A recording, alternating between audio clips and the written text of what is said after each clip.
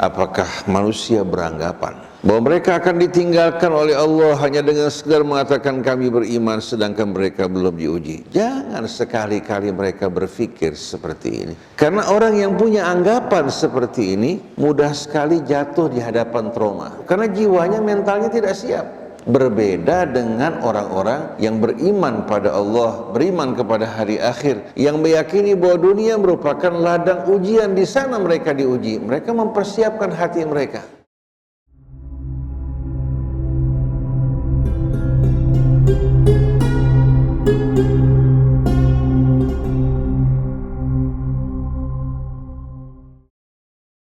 Bismillahirrahmanirrahim. Alhamdulillahi rabbil alamin.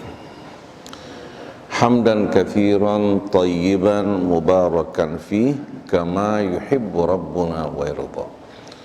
Allahumma salli ala Muhammadin wa ali Muhammad. Assalamu alayka ya Rasulullah. Assalamu alayna wa ala ibadillahis salihin. Wassalamu alaikum warahmatullahi wabarakatuh. Allahumma atina min indika rahmah wa allimna min ladunka ilman nafi'a wa anfa'na bima 'allamtana.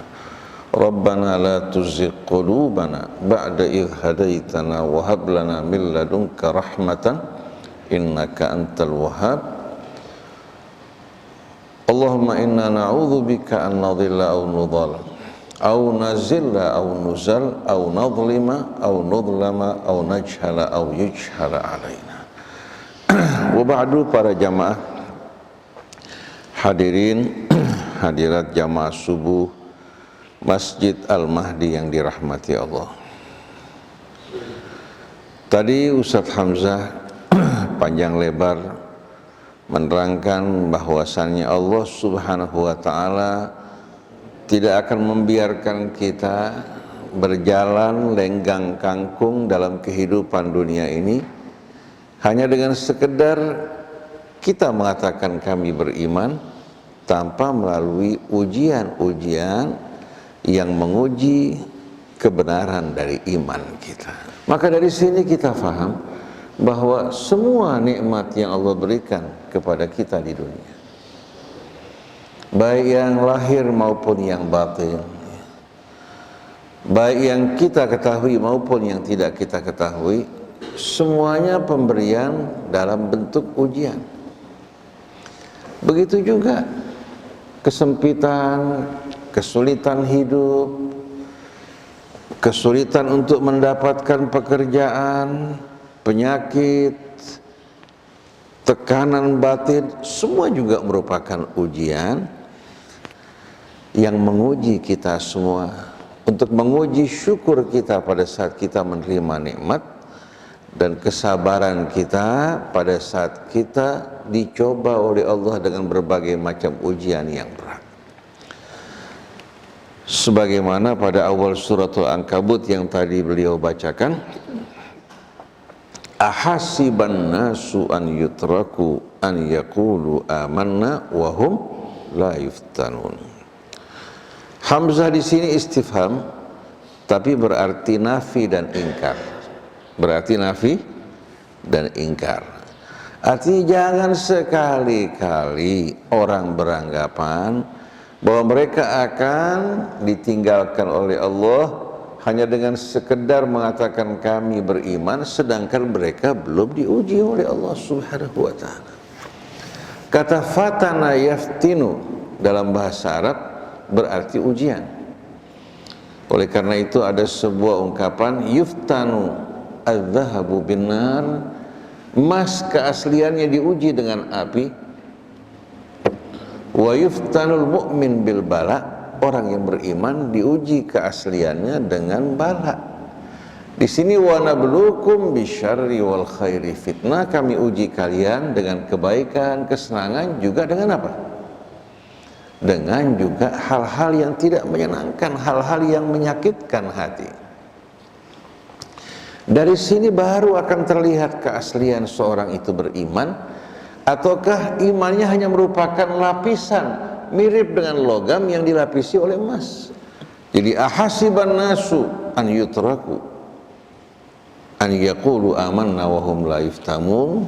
Apakah manusia beranggapan bahwa mereka akan ditinggalkan oleh Allah hanya dengan sekedar mengatakan kami beriman sedangkan mereka belum diuji? Jangan sekali-kali mereka berpikir seperti ini. Karena orang yang punya anggapan seperti ini mudah sekali jatuh di hadapan trauma. Di hadapan trauma mudah sekali akan terjatuh karena jiwanya, mentalnya tidak siap. Berbeda dengan orang-orang yang beriman pada Allah, beriman kepada hari akhir, yang meyakini bahwa dunia merupakan ladang ujian, di sana mereka diuji. Mereka mempersiapkan hati mereka. Oleh karena itu seperti yang dihadapi Yasir dan Sumayyah. Bagaimana pasangan suami istri disiksa oleh Abu Jahal, yang dulunya merupakan budak-budak yang patuh dan tunduk kepada perintah mereka. Ternyata begitu mereka beriman, mereka tetap menjalankan kewajiban mereka sebagai hamba, tapi mereka menolak untuk kembali kepada apa? Agama keyakinan kaum musyrikin. Mereka disiksa, bahkan besi dimasukkan dalam dubur mereka, tapi ternyata mereka tidak bergetar sedikit pun. Dua-duanya meninggal dunia dalam keadaan syahid. Dan Yasir bersama Sumayyah ini merupakan syahid dan syahidah yang pertama dalam Islam. Lalu Rasulullah SAW berkata, Rasul tidak mampu untuk membela Yasir dan Sumayyah karena yang beriman baru beberapa gelintir orang.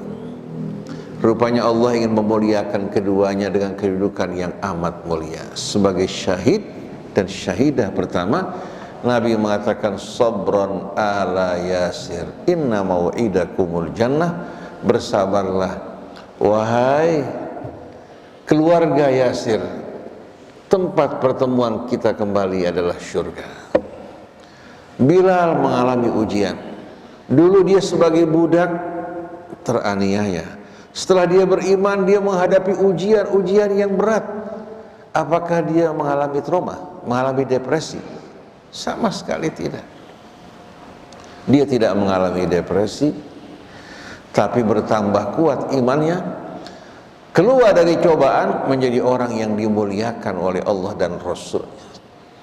Jadi kalau Bilal dibandingkan dengan para pemuka Quraisy yang datang beriman di belakang hari seperti Abu Sufyan, Muawiyah, Bilal berada di atas mereka semuanya. Walaupun kulitnya hitam, tapi ternyata Allah tempatkan dirinya di tempat yang mulia. Bahkan Nabi berkata, wahai Bilal, baru saja aku mendengarkan suara sandalmu di surga. Begitu juga yang dialami oleh Khabbab bin Arat, yang dialami juga oleh Mus'ab bin Umair. Mus'ab seorang pemuda yang tampan, yang menjadi idaman dari wanita-wanita kaum Quraisy. Seorang yang tampan, yang mulia. Di saat dia berjalan, wanita dari pingitan-pingitan mereka memandang Mus'ab. Tahu-tahu dia beriman. Dia beriman kepada Allah dan Rasul-Nya, meninggalkan ajaran leluhur dan nenek moyangnya, dipenjarakan oleh keluarganya, dianiaya, tidak bergetar. Dia tidak mengatakan gara-gara saya masuk Islam saya terhina. Akhirnya karena keluarganya tidak tahan, mereka lepaskan Mus'ab. Begitu datang kaum Ansar meminta seorang guru, yang dikirim Mus'ab bin Umair menjadi guru pertama kaum Ansar. Ternyata Mus'ab bin Umair yang selesai mendidik kaum Ansar berperang di jalan Allah Subhanahu wa ta'ala. Berperang di jalan Allah, ternyata Mus'ab bin Umair mati dalam keadaan syahid. Dengan baju yang menjadi kafannya. Kalau bajunya digunakan menutup kepalanya, kakinya akan nampak. Kalau digunakan menutup kakinya, kepalanya yang akan terlihat. Rasulullah perintahkan tutupi kepalanya. Dia dikuburkan bersama para syuhada. Apakah dia menyesali nasibnya masuk ke dalam Islam hingga dia mengalami cobaan yang begitu berat? Justru ia dengan syukur dan bangga Allah memilih dirinya sebagai syahid. Setelah menjalankan tugasnya sebagai seorang guru, dia meninggalkan kehidupan hedonis. Dia meninggalkan sambutan pujaan wanita di sekelilingnya. Dia pilih Allah dan Rasul-Nya. Dan kita saksikan di setiap masa terdapat orang-orang semacam ini. Nah, sekarang Allah Subhanahu wa ta'ala menguji kita semua dengan ujian yang Allah berikan kepada kita. Apakah kita sabar dalam cobaan? Padahal cobaan kita nggak sebanding dibandingkan dengan cobaan mereka, maupun cobaan yang dialami saudara-saudara kita di Gaza. Betul tidak? Bayangkan seorang ayah, ya, di tangannya terdapat anak yang masih berusia kurang lebih 2 tahun yang cantik meninggal dunia. Begitu juga anak bayinya. Sang ayah sebelum menguburkan anaknya, kelihatan wajahnya penuh dengan senyum kebahagiaan, bukan kesedihan maupun tangisan. Dia ciumi anak tersebut, kemudian dia kuburkan. Kenapa? Apa yang membuat jiwanya begitu lapang dan tersenyum? Karena dia merasa anaknya terbebas dari kehidupan dunia. Belum tentu kalau dia panjang umur dia akan apa? Akan sukses, selamat dari cobaan dunia ini. Tapi Allah memilih anak-anaknya dan dia berharap Allah memilih mereka berikutnya. Karena punya kesiapan mental, kesadaran bahwa hidup di dunia ini merupakan cobaan. Ketika datang cobaan mereka sambut dengan baik. Tapi kalau kita punya tujuan kehidupan dunia, kesenangan, bergumul bersama hawa nafsu, begitu datang cobaan kita akan mengalami trauma, mengalami depresi, padahal cobaan ini cuma sedikit. Ada orang yang mencalonkan dirinya menjadi apa? Menjadi wakil rakyat. Sudah keluar uang puluhan miliar, gagal. Akhirnya stres, masuk rumah sakit jiwa. Kenapa? Karena tujuannya dunia, bagaimana Allah akan membantu dirinya. Tapi ada orang yang berjuang, dalam perjuangan yang mengalami cobaan yang berat, kekalahan demi kekalahan, dia tidak bersedih dan tidak sama sekali mengutuk nasibnya atau menyesalkan Allah. Dia merasakan semua itu merupakan bekal-bekal yang dipersiapkan untuk hari akhir. Dia bekerja bukan untuk dunia, tapi dia bekerja untuk Allah, bersahabat dengan dunia ini yang menjadi ladangan ujian buat dirinya. Jadi Allah tegaskan, jangan kalian pernah beranggapan bahwa kalian akan ditinggalkan, dibiarkan Allah ya, masuk ke dalam surga tanpa menjalani ujian yang bermacam-macam. Walaqad fatanna alladziina min qablihim, sungguh kami telah menguji orang-orang sebelum mereka. Fala ya'lamanna Allahu alladziina shadaqu wa la ya'lamanna al-kadzibin, maka Allah akan mengetahui, membuktikan siapa yang betul-betul tulus, jujur dalam imannya dan siapa yang berdusta. Saya ingin tanya, kira-kira Allah tahu nggak sebelum menguji? Allah tahu. Tapi kalau Allah menghukum manusia tanpa ujian, manusia akan protes. Kalau Allah masukkan Fir'aun ke dalam neraka tanpa ujian, Fir'aun akan berkata, ya Allah, atas dasar apa kamu masukkan kami ke dalam api neraka? Kalau Allah masukkan Bilal ke dalam surga tanpa ujian, niscaya mereka akan protes. Tapi begitu mereka menjalani kehidupannya membuktikan mereka orang yang beriman dan ingkar, dengan sendirinya yang dimasukkan ke dalam api neraka, hujjah Allah telah sampai kepada mereka. Amal keburukan mereka menjadi saksi. Sedangkan yang dimasukkan ke dalam surga ya, mereka betul-betul bersyukur atas rahmat dan hidayah Allah untuk mereka semuanya. Jadi jangan kita beranggapan kita ditempatkan dunia ini akan hidup dengan mulus. Tapi ujian demi ujian akan menerpa kita. Kalau sekarang kita berada di siang hari, siap-siaplah untuk menghadapi malam hari.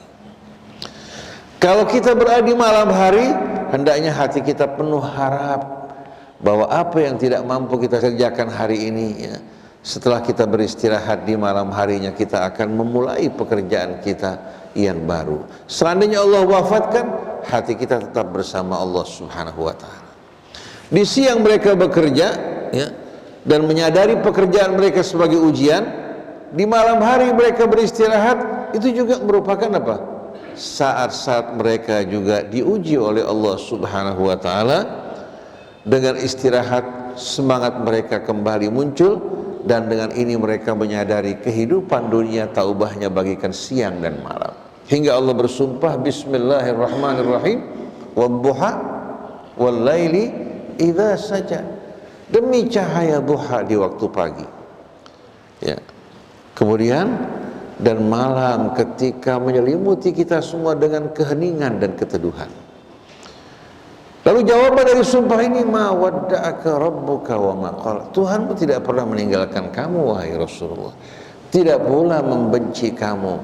Karena Nabi merasa lama wahyu tidak turun, cobaan begitu berat, Nabi menduga bahwa dirinya ditinggalkan Allah, atau Allah mungkin tidak suka dengan perbuatannya. Ini yang menyedihkan Nabi, bukan cobaannya, tapi Allah Subhanahu wa Ta'ala tidak menghubungi nabinya. Nabi berduka dan bersedih. Allah menjawab, ma wadda'aka rabbuka wa ma qala. Sebagaimana siang malam silih berganti, ini merupakan pelajaran buat kita semua. Sekali-kali Allah tidak pernah meninggalkan kamu dan tidak pula membenci kamu. Lalu Allah ingatkan pada Rasulnya dengan cobaan-cobaan dunia ini, walal akhiratu khairul laka minal ula. Allah coba kita agar tidak melihat dunia ini sebagai tujuan. Karena kalau orang sudah ayam dalam kehidupan dunia, dia akan hanyut terlena dan beranggapan dia telah dimuliakan Allah dalam kehidupan dunia ini. Tapi dengan adanya sakit dan sehat, susah dan senang, sedih dan gembira, kita menyadari dunia bukan tempat kediaman yang kekal dan layak bagi kita. Wala saufa yu'tika rabbuka fatarda, dan kelak Tuhanmu akan menganugerahkan kamu kebahagiaan yang membuat kamu betul-betul ridha. Tapi dalam kehidupan dunia, siapa orang yang ridha dengan kehidupan dunia? Sekarang dia senang, ya, besok dia jatuh. Kemarin dia presiden, sekarang turun gunung untuk mendukung presiden yang lain. Betul nggak ibu-ibu sekalian? Kemarin presiden, kemana dia pergi dikawal, diiringi, dibukakan pintu, orang juga takut padanya. Begitu turun dari presiden menjadi rakyat biasa kembali, keburukannya akan diungkit dan disebutkan. Belum lagi hisab di hari kemudian nanti. Sebetulnya apa yang dicari? Maka saya bingung, sebetulnya apa yang dicari Pak Jokowi? Cobaan yang bakal dihadapi di hari akhir nanti berat, menjerumuskan lagi anaknya ke dalam urusan yang amat berat. Aneh nggak? Orang yang melihat dunia sebagai sesuatu yang menggiurkan, orang yang sedang mabuk. Makanya mengherankan juga Prabowo sudah mendekati saat-saat panggilan Allah Subhanahu wa Ta'ala. Alangkah indahnya dia bertobat kembali pada Allah. Tapi sayang memang dunia ini hadirin sekalian, di saat menari berdendang di hadapan seseorang, jarang yang tidak ikut berdendang bersamanya. Kakek-kakek, nenek-nenek pun ikut berjoget dan menari. Ini merupakan keadaan yang betul-betul amat menyedihkan, karena kita tidak menyadari bahwa dunia tempat di mana Allah menguji kita semuanya. Fala ya'lamanna Allahu alladhina shadaqu wa la ya'lamannal kadhibin. Dalam suratul Baqarah, am hasibtum an tadkhulul jannah. Apa kalian beranggapan akan masuk ke dalam surga lenggang kangkung begitu saja? Am hasibtum an tadkhulul jannata wa lamma ya'tikum mathalul ladzina khalu min qablikum. Padahal belum datang kepada kalian cobaan-cobaan seperti yang dialami orang-orang sebelum kalian. Masathumul ba'sa wad-dharra. Mereka mengalami al-ba'sa, mengalami masa-masa kesulitan, kesedihan, ya. wa dharra, dan berbagai macam petaka bencana yang menimpa mereka. Masathumul ba'sa'u waz-dharra wa zulzilu, sampai pada apa? Keadaan mereka diguncang, mengalami gempa yang amat dahsyat dalam kehidupan mereka, seperti yang dialami di Gaza. Hatta yaqula ar-rasulu walladzina amanu ma'ahu mata nasrullah, hingga Rasul bersama orang yang beriman berkata, kapan datangnya pertolongan Allah. Saya dengarkan ucapan-ucapan saudara-saudara kita di Gaza yang anaknya binasa, yang keluarganya binasa, sambil bercucuran air mata mengatakan, kami tidak bersedih karena kepergian keluarga kami, karena mereka tidak akan hilang, tapi yang kami takut kalau iman kami meninggalkan diri kami. Nah, kita selama ini betul-betul dalam hidup kita dari mulai pertama kita salah. Kita tidak diingatkan dunia sebagai tujuan kita, padahal senang dan susah silih berganti. Saudara kita Randy dicoba setelah kawin dengan apa? Dengan penyakit yang mendera istrinya. Berdampingan bersama istri ini sebetulnya merupakan ujian yang bisa mengangkat menuju kemuliaan bila bersabar. Dan saya yakin Bapak Ibu juga pasti pernah mengalami cobaan-cobaan dalam hidup ini. Kita ingin apa? Ingin masuk pekerjaan. Sebetulnya hak kita dihalang-halangi, kecuali kalau kita memberikan suapan. Allah menguji kita, menyuap ya, atau kita mencari jalan yang Allah ridhai. Kebanyakan dari kita nggak tahan keluar uang suap, betul enggak? Atau seperti seorang kiai diminta oleh satu kelompok ya, pembela satu partai untuk tidak mendukung calon yang lain, dibawakan uang dalam jumlah besar. Si kiai bilang, ya Allah lindungi saya, jangan sampai saya apa tergiur untuk menerima hal ini. Dia bisa menerima, katakan 1 miliar. 1 miliar berapa lama kira-kira bisa bertahan di tangan kita? Orang yang tidak pernah memegang 1-2 miliar menganggap sebagai sesuatu yang besar. Padahal begitu dia pegang 1 miliar, seperti es yang tidak lama kemudian akan mencair, sebentar habis.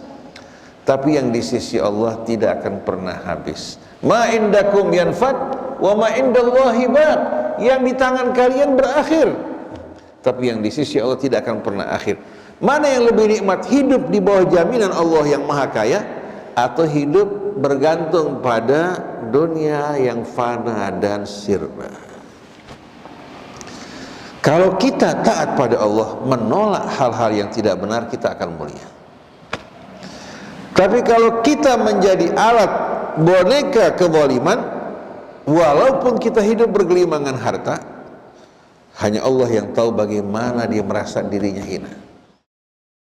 Pernah satu kali waktu kita bersama rekan-rekan teman seperjuangan kita, orang ini kalau dia bicara hati tersentuh luar biasa, hati tersentuh. Termasuk saya suka mendengarkan pembicaraan dia.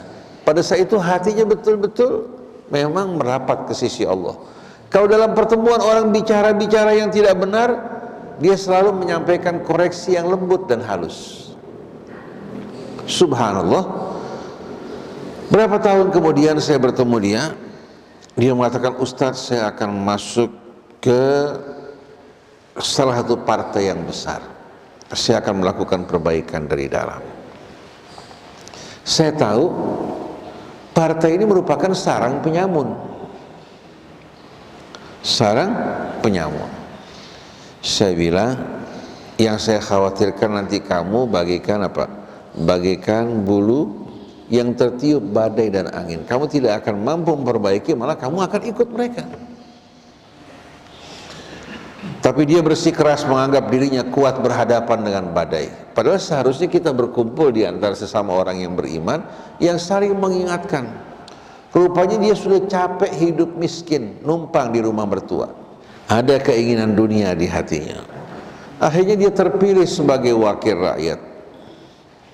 Mulai terjadi perubahan dalam hidupnya. Tidak lama menjadi wakil rakyat dekat dengan oligarki. Tahu-tahu dia bawa uang sejumlah mungkin 7-8 miliar, dia beli rumah dengan uang tunai. Kemudian dia beli aset di sana, beli aset di sini, bahkan beli aset di luar negeri dalam waktu singkat.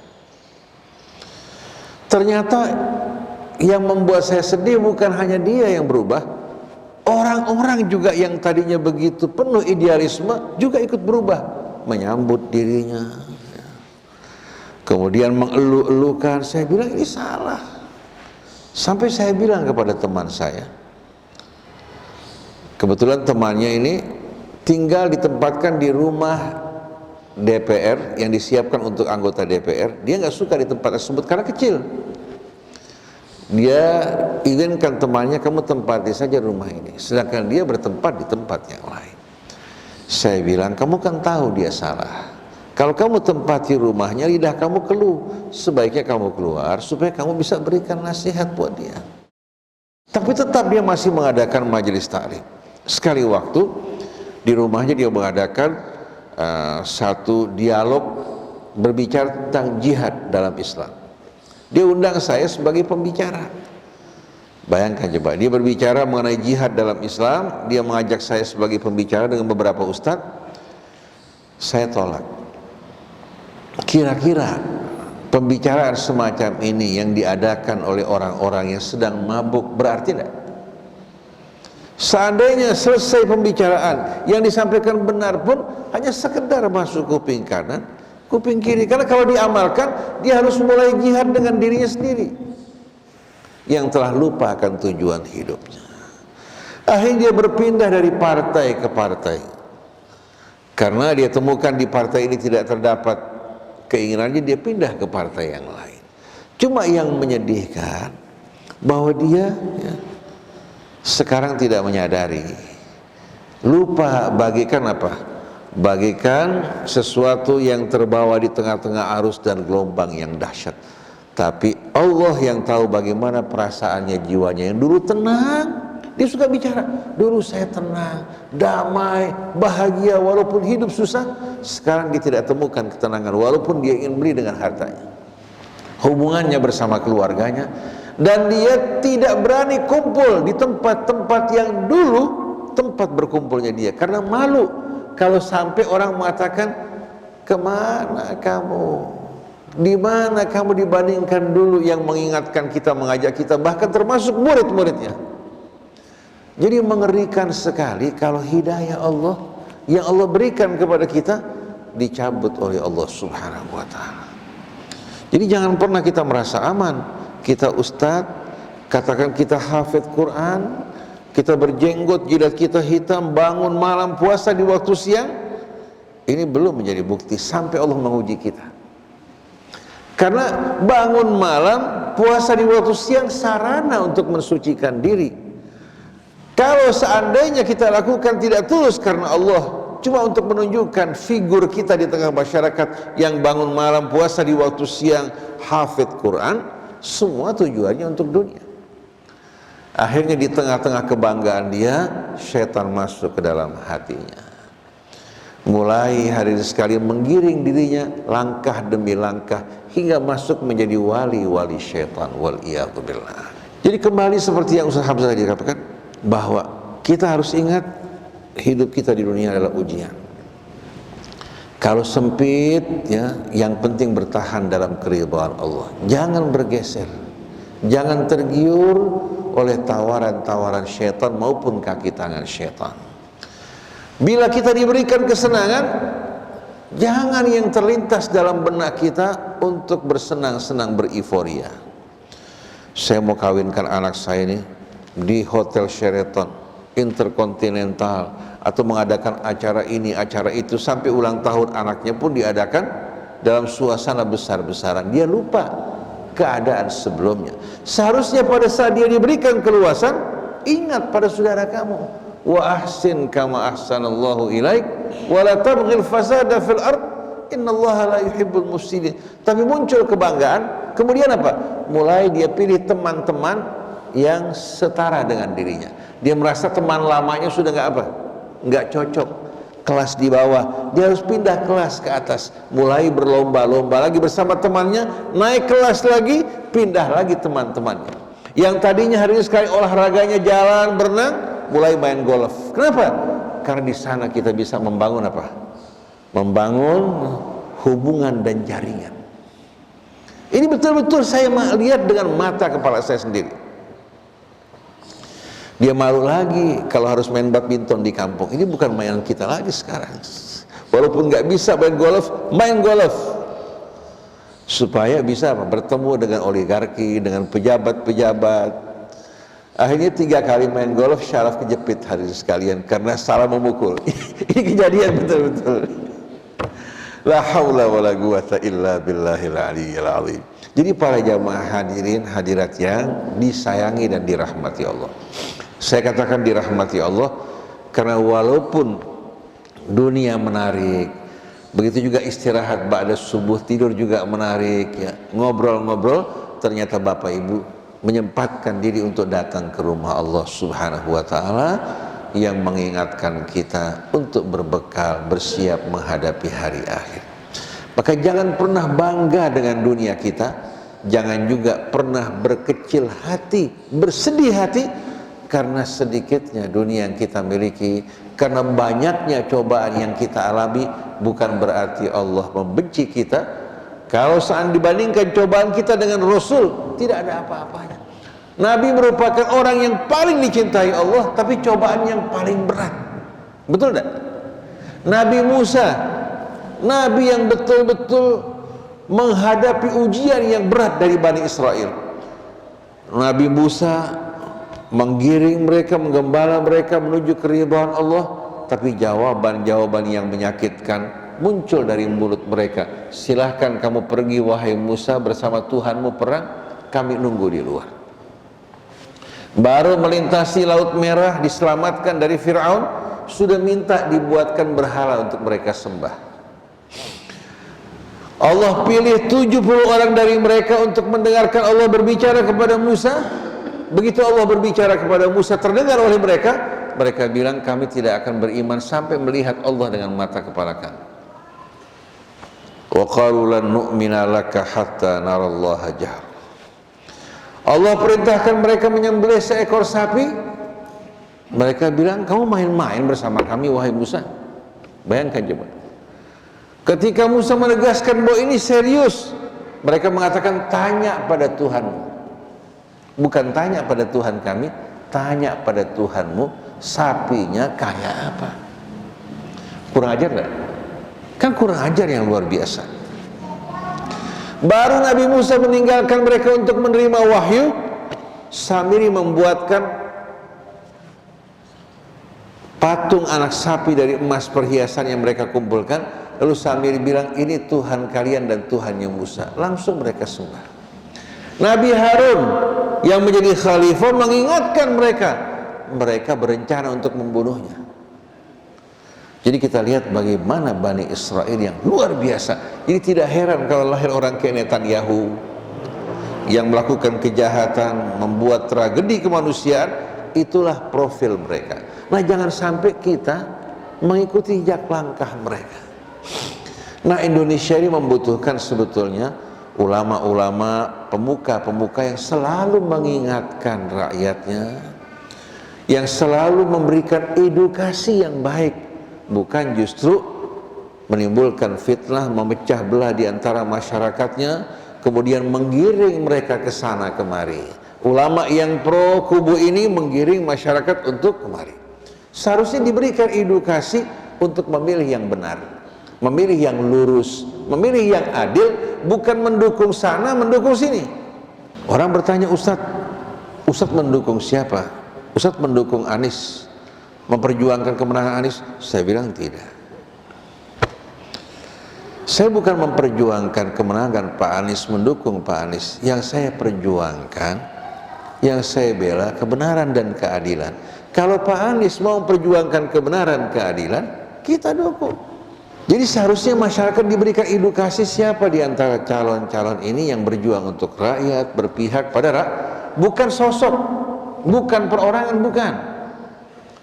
Kalau sekarang Pak Anies berjuang untuk Allah, berjuang untuk kebenaran, kita dukung. Kalau besok berubah, jadi bukan perorangan yang kita bela, kita dukung, yang kita dukung, kita bela pemimpin yang mau betul-betul berjuang untuk bangsanya, negaranya, dan tidak menjadikan kedudukan sebagai ghanimah untuk mencari kesenangan pribadi.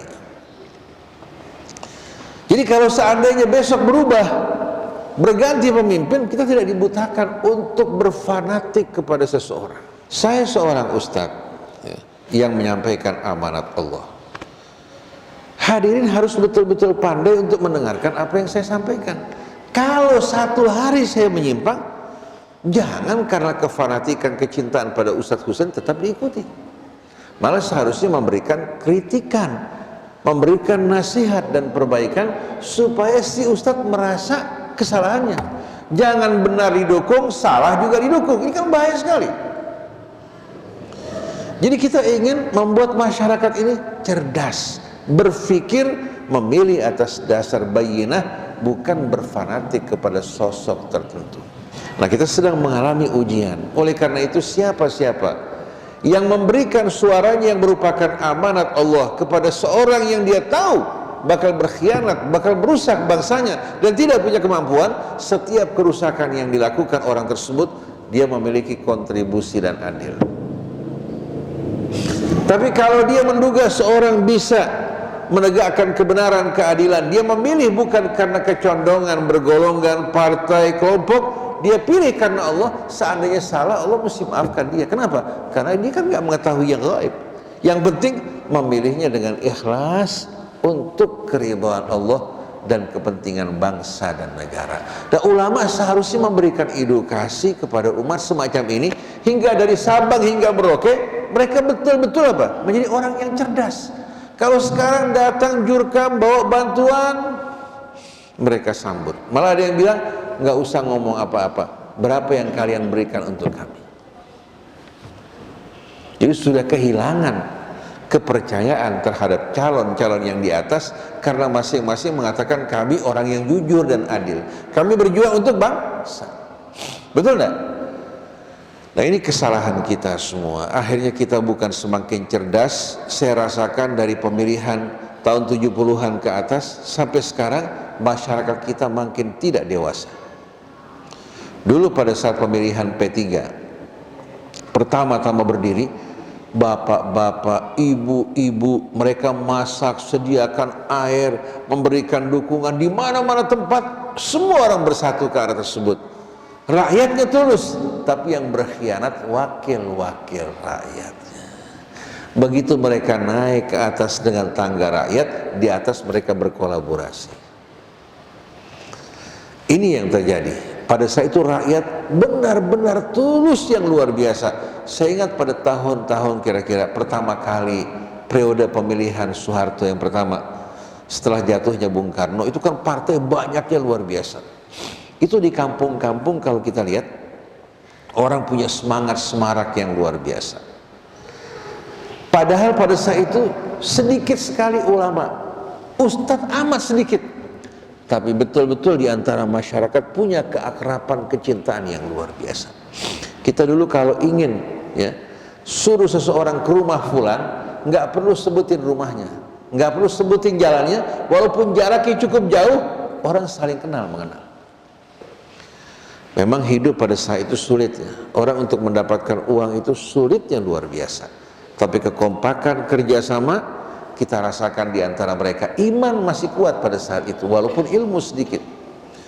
Satu orang mau mindahkan rumahnya, mereka bersama-sama turunkan genteng, kemudian pasang bambu di sekeliling rumah, rame-rame mereka pikul, mindahkan rumah.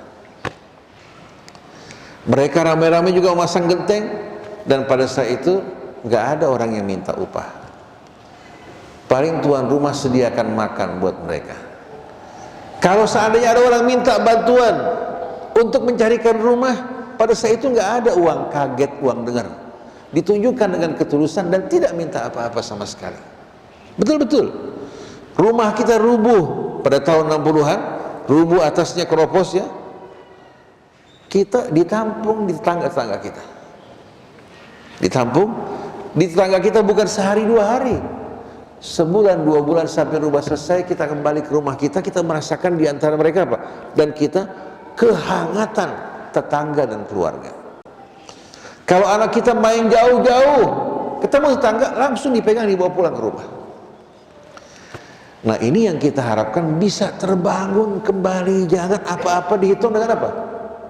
Dihitung dengan uang, dinilai dengan uang. Hampir pada saat ini persahabatan, hubungan tidak lepas dari uang, walaupun basa-basi dengan mulus karena cinta, karena tulus, karena ingin betul-betul melakukan perbaikan dan perubahan. Semua ketiga calon di atas bicaranya apa? Untuk perbaikan bangsa dan negara, betul tidak?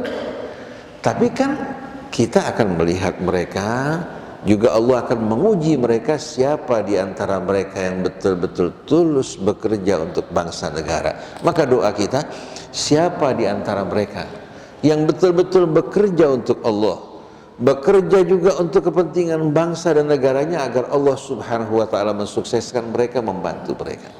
Tapi kalau seandainya bakal menjadi ancaman buat bangsa negara, bakal menjauhkan rakyat dari apa? Dari Allah, dari agamanya, kita minta kepada Allah Subhanahu wa ta'ala agar menjauhkan mereka dari kita semua. Jadi kita tidak berpihak kepada seorang, kepada golongan, kepada kelompok, tapi tetap hati kita sebagaimana yang Allah ajarkan, wa qul inna salati wa nusuki wa mahyaya wa mamati lillahi rabbil alamin la syarika lahu wa bidzalika umirt. Kalau Rasul mengatakan wa ana awwal muslimin, di depan sebagai panglima, wa nahnu minal muslimin, dan kami dari kaum muslimin, bukan dari NU, bukan dari Muhammadiyah, bukan dari Persis, bukan dari Syiah, bukan dari Sunnah, tapi wa nahnu minal muslimin. Karena begitu orang masuk ke dalam kelompok berpakaian golongan, pasti dia akan berfanatik. Betul tak? Jadi wa nahnu minal muslimin, kita ingin hidup sebagai muslim, diwafatkan dalam keadaan muslimin, dan dipertemukan di hari akhir bersama Rasul sebagai orang-orang yang berserah diri kepada Allah. Demikianlah para jamaah, hadirin, hadirat, mudah-mudahan yang disampaikan Ustaz Hamzah tadi ya, dan apa yang kita sampaikan semata-mata karena Allah.